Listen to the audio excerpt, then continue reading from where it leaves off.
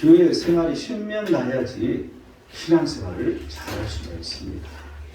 우리 교회 생활을 잘하고 있는지 한번 오늘 시간 돌이켜보는 시간을 갖도록 하겠습니다. 교회 생활이 즐거우십니까? 서로 마주보면서 인사하시기 바랍니다. 교회 생활이 즐거우십니까? 교회 생활이 즐거우십니까? 대답해야지. 아멘이라고. 아멘이라고 하는 사람 수상한 사람들이에요. 교회 생활이 즐거우십니까? 어떻게 하면 교회 생활이 즐거울까요? 첫 번째 1절 하반절을 보면 너희가 부르심을 받는 일에 합당하게 행하여. 첫 번째는 부르심에 합당하게 행하라는 겁니다. 여러분 이 말씀을 내 뜻대로 하는 게 아니라 하나님 뜻대로 선포하는 게 계속해서 반복해서 나오고 있어요. 부르심에 합당하게 행하라. 여러분 뭔가 우리에게 하나님께서 들려주시고 하는 의도가 있다는 것을 여러분 기억하시고 듣기 바랍니다. 부르심에 합당하게 생활하는 것, 이러한 것은 어떻게 하는 게 부르심에 합당하게 생활하는 것인지 우리가 이제 이 선진들, 이 성경의 선진들을 살펴보면 창세기 5장 24절은 에녹은 하나님과 동행했다고. 여러분 이 하나님과 동행하는 것, 또한 창세기 17장 1절은 아브라함을 이 하나님께서 부르셨잖아요. 그런데 너는 내 앞에서 행하여 완전하라는 말합니다. 하나님 앞에서 완전하게 행하는 것. 여러분 이러한 것들이 부르심에 합당하게 생활하는 것이라고 우리는 말할 수 있을 것입니다. 또한 민수기 12장 3절을 보면 이 모세도 하나님께서 부르셨잖아요. 그런데 이 모세는 온유함이 지면의 모든 사람보다 더하더라고. 이렇게 기록하고 있습니다. 온유함이 있는 사람이 온유하라는 것이죠. 또한 로마서 28장 30절은 합력하여 선을 이루느니라고 말합니다. 항상 합력하여서 선을 이루는 것이 이 하나님의 그 뜻에 합당한 그런 사람이라는 거죠. 또한 로마서 8장 여러분 그리스도 형상을 우리는 닮아가는 것, 하나님의 뜻이라는 것입니다. 그 그리스도의 십자가에 못 박혀 죽으신 자기 자신을 목숨까지도 내놓으신 그 사랑, 하나님의 그 형상을 닮아가라는 것입니다. 또한 빌립보서 3장 14절은 부름의 상을 위하여 달려가노라고 고백합니다. 표대를 향하여 가는데 부르심의 상을 향하여 간다는 거죠.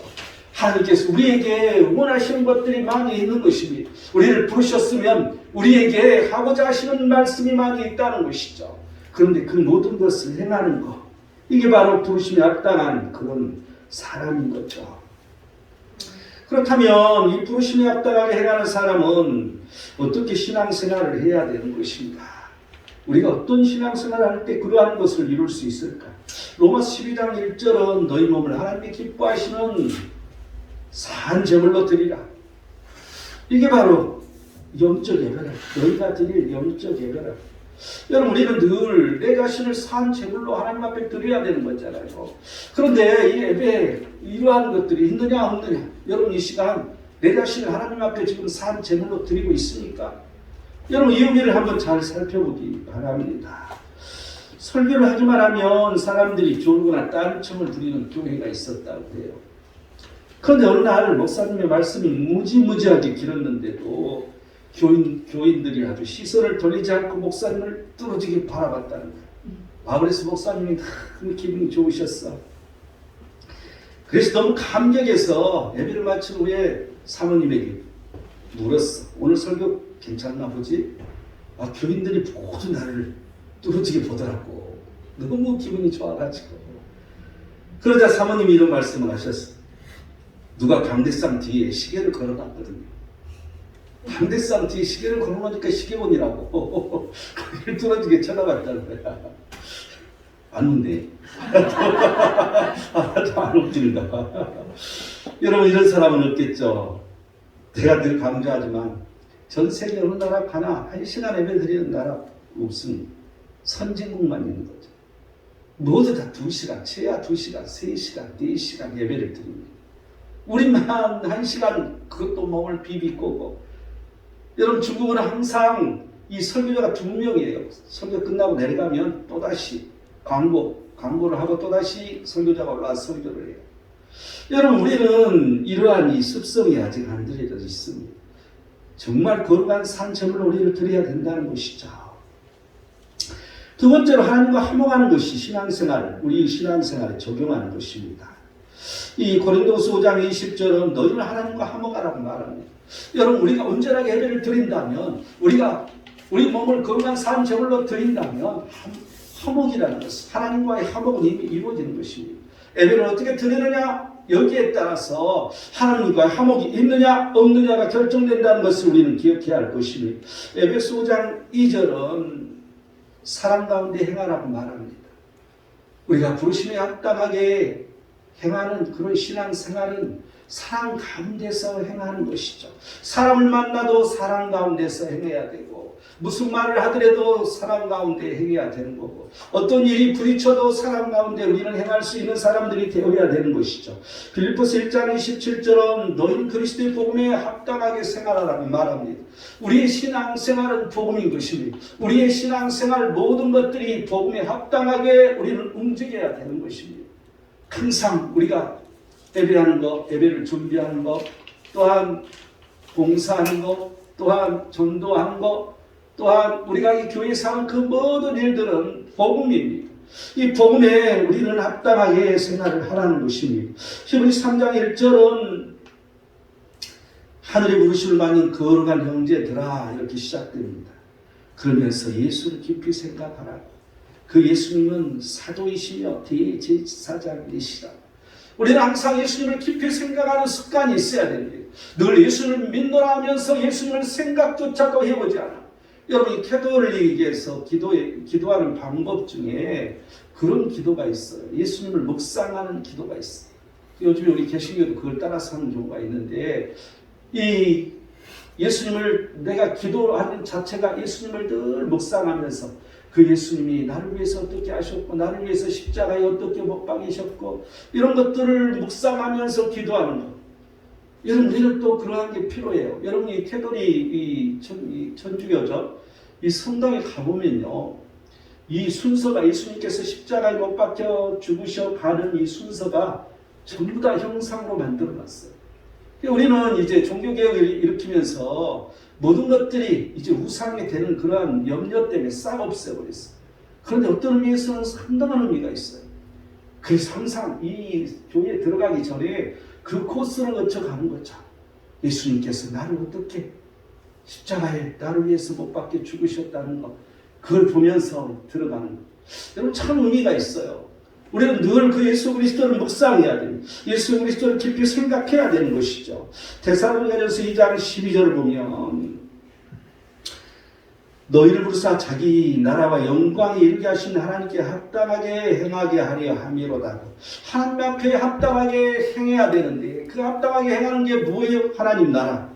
그게 뭐예요? 영광에 이르게 하는 거. 여러분, 우리는 항상 하나님 나라에 속해야 돼. 그런데 하나님 나라는 무엇입니까? 하나님 나라는 하나님이 통치하는 것을 말하고 있습니다. 이 하나님 나라는 하나님께서 다스리는 것을 말해주고 있는데, 그 하나님 말씀 따라 우리는 그 말씀대로 움직여가는 것이 그 하나님의 다스림 안에 거하는 것입니다. 우리가 하나님 나라 안에 있느냐 없느냐는 말씀이 기준이 되는 것입니다. 그래서 그 말씀 안에서 늘 살아갈 때 그 하나님의 다스림을 받는 것이 되는 것입니다. 이 부르심에 합당하게 행하는 사람이 하지 말아야 할 게 두 가지가 있는데, 우리가 한번 보면 고린도후서 6장 1절은 하나님의 은혜를 헛되이 받지 말라고 말해주고 있습니다. 하나님의 은혜를 헛되이 받지 말라고. 여러분, 우리에게 하나님의 은혜가 늘 있습니다. 그런데 그 하나님의 은혜를 헛되이 받는 경우가 많이 있습니다. 예수 그리스도께서는 자기 자신을 버리셔서 죄 없다, 자신이 죄 없는 자인데 우리를 죄 없다 하시기 위해서 십자가에 못 박혀 죽으신 은혜를 주셨다는 거죠. 여러분, 그게 은혜입니다. 가장 큰 은혜가 그분께서 나를 위해서 십자가에 못 박혀 죽으심으로 말미암아 여러분 우리에게 구원을 주신 것이죠. 여러분, 그 은혜를 우리는 헛되게 보내서는 안 된다는 이 사실, 이 하나님의 은혜를 우리는 헛되이 받아서는 절대 안 됩니다. 또한 두 번째로는 에베소 4장 17절은 그 마음에 허망한 것으로 행한 같이 행하지 말라. 우리 마음에 허망한 것, 하나님 말씀이 어긋난 걸 말하는 거죠. 우리 육신에 속한 것을 말하는 거죠. 위의 것이 아니라 아래 것을 말하는 것이죠. 이러한 이 허망한 것으로 행한 같이 하지 말라고. 하나님의 부르심에 합당하게 행하는 사람은 이런 두 가지를 행해서는 안 될 것입니다. 그렇다면 이 부르심에 합당하게 행하면 우리는 어떻게 될까? 우리가 부르심에 합당하게 되면 그냥 좋고 많은 것일까? 골로새서 1장 10절은 범사에 기쁘게 하고 모든 선한 일에 열매를 맺게 하시며 하나님을 아는 것에 잘하게 하신다고 말합니다. 주께 합당하게 행하여 이렇게 된다. 주께 합당하게 행하면 범사의 기쁨이 우리에게 있다는 거죠. 항상 선한 열매를 맺게 될 수밖에 없다는 것이죠. 또한 하나님을 아는 것에 잘하게 된다고 우리가 성장하는 것을 말해주고 있습니다. 여러분, 우리가 부르심에 합당하게 그 행함으로 말미암아 늘 우리의 마음이 기뻐해야 돼. 우리의 마음이 열려야 돼. 우리의 마음이 항상 하나님 안에 거해야 돼. 그 하나님께서 내 안에 거할 때 우리의 마음이 늘 기쁨이 있는 것입니다. 우리는 세상에 속해 살기 때문에 세상이 바삐 삽니다. 여러분, 이 세상 속에서 그 하나님을 내가 그 안에 모시고 살 때 우리 얼굴이 펴지고 우리 얼굴이 즐거워지고 다른 사람이 볼 때도 우리에게 함부로 접근하지 못합니다. 여러분, 이 배너 영화를 보면 거기에서 예수 그리스도가 처음에 나오죠. 얼굴을 보여주지 않고. 그런데 그 배너가 잡혀가는데 물을 주는 사람이 예수님입니다. 그런데 예수에게는 물을 못 주는 거죠. 그래서 이 채찍을 들고 이 로마 병정이 나타나서 딱 치려고 보는데 예수님의 얼굴을 보니까 얼굴이 갑자기 찔림이 와가지고 아무소리 못하고 뒤로 뒷걸음치며 가는 장면이 나옵니다. 여러분, 이 그리스도인은 그런 얼굴을 가져야 돼요. 여러분, 그게 쉽지가 않습니다. 여러분, 그런데 그런 사람이 실제 있어요. 우리 주위에 있습니다. 여러분, 항상 얼굴이 선하고 항상 얼굴이 밝고 항상 하나님의 형상을 닮아가는 사람은 누군가 무슨 일을 하려다가도 그냥 행동을 하지 못합니다. 그 얼굴을 보고. 여러분, 이게 선함은 우리에게 드러나는 것이죠. 우리 얼굴에도 나타나는 것이죠. 하나님의 형상을 닮은 자들에게는 이러한 일이 나타난다는 것입니다. 데살로니가 후서 1장 11절은 우리 하나님이 너희를 그 부르심에 합당한 자로 여기시고 모든 선을 기뻐함과 믿음의 역사를 능력으로 이루게 하신다고 말합니다. 선을 기뻐하고 능력으로 그 믿음의 역사를 이루게 한다는 것입니다. 우리가 늘 믿음을 갖는다고 말하는데 믿음대로 됩니까? 하나님의 능력이 임할 때 된다는 것이죠. 그러한 걸 믿는 자들에게 그러한 역사가 일어난다는 것입니다. 항상 그러한 자는 선을 행하는 자고 항상 그러한 자는 하나님께서 내 안에 거하심으로 말미암아 내가 기쁨이 늘 드러나며 통해지는 자를 말하는 것입니다. 우리는 이러한 자로 살아야 되는 것이죠. 히브리서 13장 21절은 모든 선한 일에 너희를 온전하게 하사 자기 뜻을 행하게 하시고 하나님께서 우리가 부르심에 합당하게 살아가면 우리를 하나님의 뜻을 행하는 그런 사람으로 만든다는 거죠. 그렇게 처녀로 된다는 거야. 그런데 하나님의 뜻에 행하게 하는 게 뭐라고? 모든 선한 일에 온전하게 된다는 것이죠. 늘 우리는 선을 드러냅니다. 우리가 이 악을 대해서 우리에게 악에게 짓밟힌다 할지라도 우리는 늘 그 손으로 그 얼굴을 대하는 것이죠. 그럴 때 하나님의 능력이 드러난다는 거예요. 그럴 때 하나님의 그 능력으로 승리할 수 있다는 이 사실을 여러분이 기억하시기 바랍니다. 베드로전 3장 9절은 악으로 욕으로 갚지 말고 도리어 복을 빌라고, 이게 바로 복을 이어가는 것이라고 말해주고 있습니다. 여러분, 우리는 항상 복을 이어받게 할 수 있어야 돼요. 복을 비는 자가 되어가는 거죠. 여러분, 내가 새벽 시간마다 여러분을 축복할 때 늘 그러잖아요. 나가도 복을 받고 들어가도 복을 받고, 나가도 복을 나눠주고 들어가도 복을 나눠주는 사람이 되게 해달라. 여러분, 우리가 축복하는 사람이 될 때 비로소 그리스도인이 되는 것입니다. 그럴 때 비로소 우리가 성장하게 되는 거예요. 우리의 눈이 넓어지는 것입니다. 우리의 눈이 이 세상을 보는 눈 자체가 달라지는 것입니다. 우리는 복을 비는 자가 되어야 된다는 거죠. 나를 핍박하는 자에게까지도 우리가 그에게 복을 빌 때 하나님께서는 그 목전에, 원수의 목전에서 상을 차려주시고 내 머리에 기름을 바르셨나이다라고 하는 이 시편에 기자의 고백을 할 수 있는 일이 일어난다는 이 사실, 여러분, 이 사실을 기억하시기 바랍니다. 또한 베드로전서 5장 10절은 그리스도 안에서 너희를 부르셨어. 그런데 잠깐 고난을 당한 너희를 우리가 고난이 있다 할지라도 온전하고 굳건하게 하고 강하게 하고 또한 견고하게 하신다고 말해주고 있습니다. 항상 우리가 그 하나님 부르심에 합당하게 행하는 자는 우리가 온전히를 준다는 거죠. 더 굳건해지고 강하고 더 견고한 일이 일어난다는 이 사실을 여러분 기억하시기 바랍니다. 베드로후서 1장 3절은 우리를 부르신 일을 알므로 우리에게 임하는 게 생명과 경건에 속한 모든 것을 그 하나님께서 주신다는 것이죠. 여러분 생명이 우리는 구원이잖아요. 또한 경건이 그 경건에 모든 속한 것을 받는다는 거죠. 우리가 부르심에 합당하게 행하면 그러면 그럴수록 우리가 어떻게 살아야 되는 것인지, 어떻게 하나님 앞에 경배해야 되는 것인지, 어떻게 하나님의 일을 해야 되는 것인지 이러한 것들을 알게 된다는 거죠. 이런 것들을 행할 수밖에 없다는 것이죠. 하나님께서 함께 하시기 때문에 부르심에 합당하게 행하여 우리는 범사의 기쁨이 오는 것입니다. 선한 열매를 맺게 된다는 것이죠. 또 하나님 아는 것에 잘하게 된다는 것입니다. 이렇게 될 때 저절로 교회 생활이 즐겁게 되는 것입니다. 복을 받는 것이 되고 온전하게 되고 강하게 되고 굳건하게 되고 견고하게 되는 것이죠. 이것이 하나님의 뜻을 행하는 것이라고 지금 말해주고 있는 것입니다. 여러분 교회 생활에 힘들 때가 있습니까? 즐겁지 않을 때가 있습니까? 온전히 예배드릴 때, 온전히 하나님과 화목이 이루어질 때, 항상 사랑 가운데 행하는 자가 되어서 우리는 저절로 전도할 수밖에 없는 거죠. 자기밖에 모르는 사람은 전도를 못합니다. 전도할 생각도 못하는 거죠.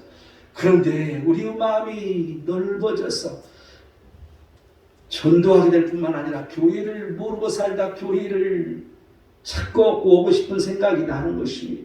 예수님을 깊이 생각할 때마다 교회에 오고 싶은 생각이 간절해서 교회 생활이 즐겁게 된다는 것입니다. 교회 생활이 즐거우십니까? 어떻게 하면 교회 생활이 즐거울까요? 두 번째, 2절 볼까요? 모든 겸손과 온유로 하고 모든 참음으로 사랑 가운데 서로 용납하고. 여러분 두 번째는 서로 용납하라는 것입니다. 여러분 늘 이 말씀은 강조되어서 나옵니다. 계속해서 반복되어 나오고 있습니다. 여러분 우리는 늘 용납할 수 있어야 합니다. 근데 어떻게 용납하라고? 사랑 가운데서. 또 어떻게 용납하라고? 우리가 이 갈라디아서 6장 2절을 보면 너희가 서로 짐을 지라. 우리가 서로 짐을 지면서 용납할 수 있는 것이죠. 또한 골로새 3장 12, 13절을 보면 주께서 용서하신 것 같이 피차 용서하라. 우리가 용납한다는 건 내 힘으로 안 돼. 내가 용서한다는 건 내 마음대로 되지 않아. 그런데 그리스도께서 나를 용서하신 걸 생각하면 우리는 서로 용서할 수 있는 마음이 생긴다는 것입니다. 그래서 서로 짐을 지는 마음으로 오직 그리스도의 그 사랑 가운데서 우리는 서로 용납해야 된다는 것이죠.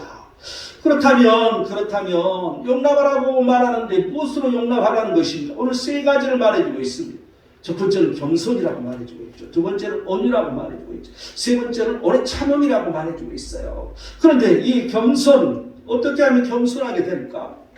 겸손이 마음대로 되는가? 잠언 16장 9절을 보면 겸손한 자와 함께하여 마음을 낮추는 것이라. 여러분 겸손한 자와 늘 함께할 때 나도 겸손한 자가 된다는 걸 알 수가 있습니다. 또한 이 겸손한 자에게 하나님은 어떻게 반응하시는 겁니까? 하나님의 반응은 즉각적으로 나타나는데 잠언 3장 34절을 보면 겸손한 자에게 은혜를 베푸신다. 하나님 우리에게 은혜를 베푸시는 거예요. 이사야서 57장 15절은 마음이 겸손한 자와 함께 하나님께서 함께 하시겠다. 임마누엘이 겸손한 자에게 임한다는 것입니다. 또한 스바냐서 2장 3절은 공의와 겸손을 구하라. 그러면 여호와의 분노의 날에 숨김을 얻는다. 하나님께서 분노의 날, 이 세상에 재앙이 온다 할지 이러한 때 숨김을 얻을 수 있다는 것이죠. 또한 두 번째는 온유로 용납하라고 지금 말해주고 있지 않습니까? 이 온유한 자의 이 복은 여러분 마태복음 5장 5절은 온유한 자는 땅을 기업으로 받는다고 그랬잖아요. 또한 마가복음 11장 29절은 그 마음이 쉼을 얻을 수 있다고 말해주고 있습니다. 여러분 우리가 항상 온유할 때 우리 마음이 스스로 쉼이 오는 거죠. 하나님의 쉼이 오는 것이죠. 또한 땅을 기업으로 받을 수 있다는 이 사실을 기억하시기 바랍니다. 그렇다면 어떨 때 우리는 온유함으로 행할 수 있는 것인가? 하나님 말씀에는 뭐라고 말해주는가? 야고보서 1장 21절은 모든 더러움과 넘치는 악을 내버리고 말씀을 온유함으로 받으라고 말합니다. 우리가 말씀을 들을 때 온유함이 있어야 된다는 것이죠. 온유함은 말씀을 들을 때 사용이라는 것입니다. 또한 디모데후서 2장 25절 보면 거해가는 자를 온유함으로 훈계할지, 늘 교회를 거해가고 늘 죄종을 거해가고 늘 사람들을 거해가고 이런 사람들에게 온유함으로 훈계라는 것이죠. 이럴 때 온유를 사용이라는 것입니다. 베드로전서 3장 15절은 너희 속에 소망이 가는 이유를 묻는 자들에게 대답을 해야 되는데 온유함으로 대답하라는 것이죠. 우리는 늘 누구에게든지 온유함으로 나를 분노케 하고 나를 힘들게 하고 나를 어렵게 한다 할지라도 온유함으로 대답할 수 있어야 된다는 이 사실. 여러분 좀 기분 나쁘면 인상 푹 쓰고 이러면 안 된다는 온유함으로 이겨라는 것이죠. 우리 말이 너무나 중요하잖아요. 재밌는 말을 이 얘기를 내가 할까요? 표준어가 돌아가셨습니다. 근데 경상도 말은 죽었다 아닙니까? 그렇게 하나? 아닙니까? 죽었다 아닙니까? 이렇게 말하지? 그치? 전라도는 죽어버렸어라고 그렇게 말하는데, 그런데 충청도 말은 가시오? 너무 간단하게. 이 표준어가 잠깐 실례하겠습니다. 경상도 말은 내 좀 보이소. 그런데 전라도 말은 아따 잠깐만 보더라고 이렇게 말한다는 거야. 그런데 충청도 말은 너무 쉬워. 좀 배우. 간단하게 말한다는 것이죠. 또 표준어는 정말 시원합니다. 그리고 경상도 말은 억수로 시원합니다. 억수로 시원해. 전라도 말은 겁나게 시원해 버리라고 또 이렇게 말한다는 거예요. 충청도 말은 엄청 시원해요. 아주 작게 얘기한다는 거야. 어서 오십시오. 이 경상도 말은 퍽도 어디서? 전라도 말은 허벌나게 와버리란 게. 안 웃네, 사람들이. 웃으라고 하는데. 근데 충청도 사람은 어여, 아유. 이렇게 말하는데. 한 가지만 더. 표준어는 괜찮습니다. 그런데 경상도 말은 아니라 예. 경상북도 말 같아요. 전라도 말은 됐으라우. 충청도 말은 대쇼. 하나도 안 웃습니다. 그럼 그만해야지. 이제 우리가 용납하는데 세 번째로 오래 참음으로 용납해야 된다는 것이죠. 오래 참음은 어떤 의미가 있는 것인가? 오래 참는 건 성령의 열매예요.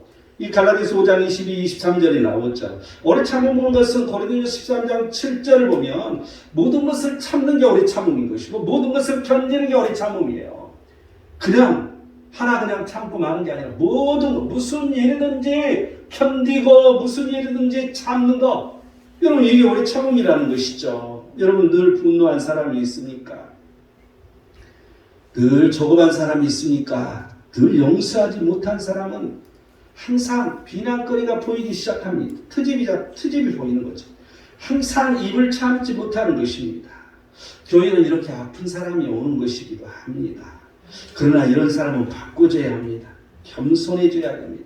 온유해져야 됩니다. 오래 참음이 있어야 됩니다. 서로 용납해야 된다는 것이죠. 이럴 때 교회 생활은 늘 즐거울 뿐만 아니라 신명나는 교회 생활을 할 수 있다는 사실을 여러분 기억하시기 바랍니다. 교회 생활이 즐거우십니까? 어떻게 하면 교회 생활이 즐거울까요? 마지막 세 번째 3절을 볼까요? 3절은 평안의 매이는 줄로 성령이 하나 되게 하신 것을 힘써 지키라. 세 번째는 하나 되게 하신 것을 힘써 지키라는 거죠. 뭐야 이 말은 하나 되란 말이잖아요. 누가 그런다고? 성령이 그러신다. 어떻게? 평안의 매이는 줄로. 그렇게 성령께서 그렇게 하신다고. 그러니까 너희들은 그걸 지켜 행하라고. 이 하나 되게 하신 것을 힘써 지키려면 그러면 어떻게 우리가 액션을 취해야 될까? 로마서 14장 17에서 19절을 보면 화평의 일과 덕을 세우는 일에 힘쓰라고 말합니다. 항상 우리에게 덕이 있어야 돼. 늘 덕이 없는 사람은 시끄럽죠. 꽹과리 소리가 나는 것이죠. 고린도전서 1장 10절은 분쟁 없이 같은 마음과 같은 뜻으로 온전히 합하라고 말해주고 있습니다. 항상 분쟁이 없기를 원하는 사람들이 있어. 그런데 늘 분쟁하고자 하는 사람이 있어. 같은 마음과 같은 뜻을 안 갖기 때문이라고 보여집니다. 여러분 이 버스를 타면 가끔씩 이 버스기사 승객이 말다툼을 한다는 걸 볼 수 있는데 어느 날 버스기사와 나이가 비슷하게 보이는 50대 승객이 둘이 붙었어. 서로 간에 말다툼을 하고 욕설이 왔다 갔다 하고, 그래서 모든 사람이 긴장한 거죠. 그러던 중에 승객이 버스기사에게 종집을 찢는 한마디를 던졌어. 야, 너 평생 버스기사나 해먹어라. 그러니까 사람들이 이제 버스기사가 이게 패배를 했구만. 그래서 안타깝게 기사를 쳐다보고 있었더니 그 기사가 한 말이, 그래? 넌 평생 버스나 타고 다녀. 그렇게 말했다는 거야. 여러분, 이게 더 심각한 말이잖아. 평생 버스 타고 다니면 되겠어. 다승용 비싼 승용차 타고 다녀야지. 이제 웃네. 웃어야 돼. 웃음이 없으면 힘든 거야. 세상 사는 게. 자꾸 웃어야 돼. 억지로라도 웃으면 엔돌핀이 나온다고 그랬잖아요. 세 번째는 사랑 안에서 가장 귀히 여기며 너희끼리 화목하라고 데살로니가전서 5장 13절은 말해주고 있어요. 항상 서로 귀히 여길 때 화목이 이루어지잖아요. 서로 귀히 여기지 못하면 화목이 일어나지 않아. 또한 에베소 2장 16절은 원수된 것을 십자가로 소멸하라. 항상 서로 싸우고 분쟁하고 분노하는 것을 오직 십자가 하나면 끝나는 것이죠. 십자가로 소멸하라고. 또한 골로새 3장 14절은 모든 것 위에 사랑을 더하는데 평강이 너희 마음을 주장하게 하라.